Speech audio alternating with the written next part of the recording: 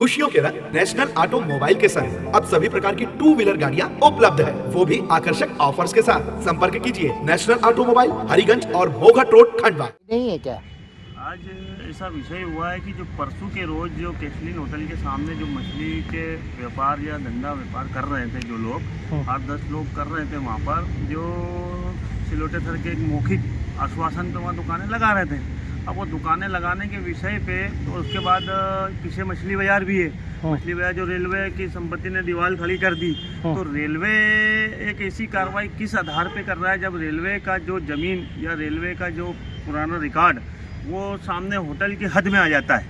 अब होटल वाला बार बार उसकी पार्किंग की लालच में इन लोगों को बहुत परेशान कर रहा है। आनन फानन में एडीएम साहब वगैरह इनको भी बुला के इन लोगों को बार इनका नुकसान कर रहा है, गरीब लोगों का ये कर रहा है वो कर रहा है। आज रविवार का दिन होने के बाद भी आज इन्होंने चलित ठेले पे व्यवसाय करना चाहा तो सुबह से वो विवाद कर रहा है। सुबह से रविवार के दिन मतलब यहाँ फ़ोन लगा हुआ अधिकारी को, फ़ोन लगा हुआ अधिकारी को, फ़ोन लगा, नगर निगम की गाड़ी बुला ली।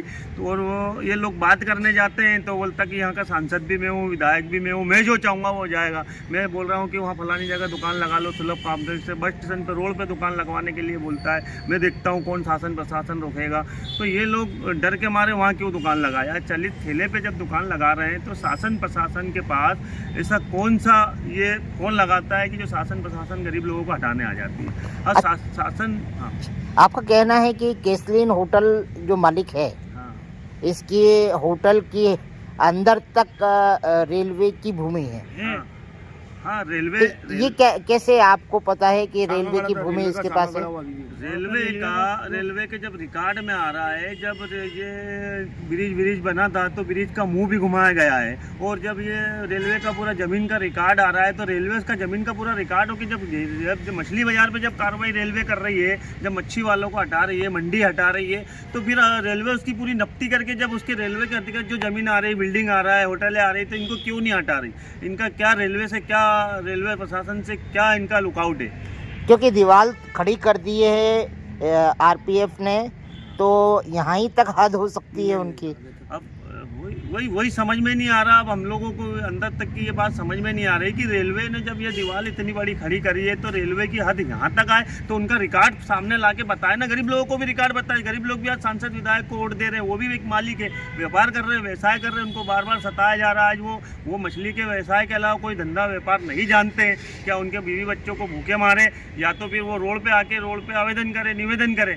अच्छा, आपकी जो पहले घासपुरा के पास में जो दुकानें हुआ करती थी वो क्या नष्ट हो गई हैं या उन दुकानों पर कोई गतिविधि चल रही है अभी?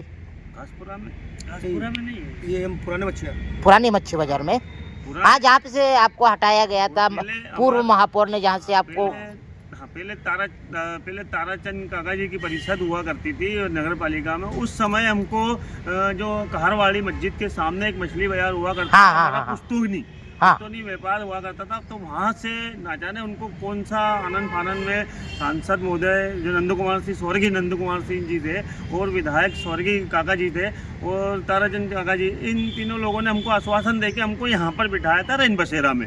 जो रेलवे के अधिकारी या नगर निगम का जो भी उनसे बात हुई थी, उनका जो भी रिकॉर्ड में उनसे जो बात हुई थी, उन्हें इस प्रकार से यहाँ बिठाया। तो हम आज 22 साल से यहाँ हम लोग बैठे हुए थे। आज 22 साल बाद जब रेलवे ने हमको यहाँ से हटाया आनंद फानन में, दीवार रोड पे खड़ी कर, तो जब रेलवे की जब जमीन आ रही तो रेलवे पूरी नफ्ती करके उनकी जमीन का अधिकार करे ना। जो ये बिल्डिंगें भी आ रही है, ये भी आ रही। आज सुलभ कॉम्प्लेक्स से पीछे रेलवे का कुछ ऑफिस बना हुआ है, तो वो जब वहाँ तक रेलवे की हद आ रही तो फिर रेलवे की हद कहाँ तक है? रेलवे उसके ऊपर कार्रवाई करे ना। जब आज रोड के उस पार जब सुलभ कॉम्प्लेक्स से पीछे जब रेलवे प्रशासन का ऑफिस बन गया है तो रेलवे की जमीन आ रही ना उस हद में, तो उसका पूरा नफ्ती करे, कहाँ तक जाए, फिर कार्रवाई करे। तो फिर सब पे कार्रवाई कर रहे। इन गरीबों का क्या लेना देना, इनसे क्या दुश्मनी ऐसी हो रही है? और अब यहाँ से अपन अब होते हैं कि अब 1 महीने पहले से हम आवेदन निवेदन नगर निगम से कर रहे हैं, महापौर जी से भी कर रहे हैं। महापौर जी ने भी हमको आश्वासन देके थोड़े बहुत लोगों को जो कुत्ता हाउस, जो डाक हाउस मसान घाट पे बना हुआ है, वहाँ शेड पे हमको वो आश्वासन के तौर पे बोला गया है, कोई मौखिक या लिखित नहीं दिया हुआ है।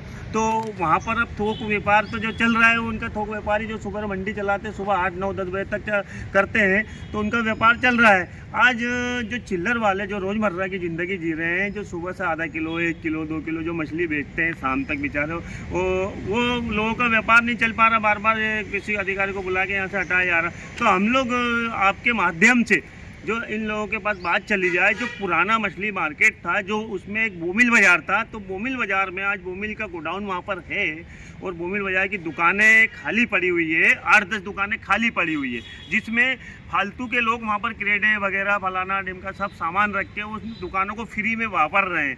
तो क्यों ना ये 8-10 दुकानों को अपन वहाँ शिफ्ट किया जाए जो उनका व्यापार चल पाए।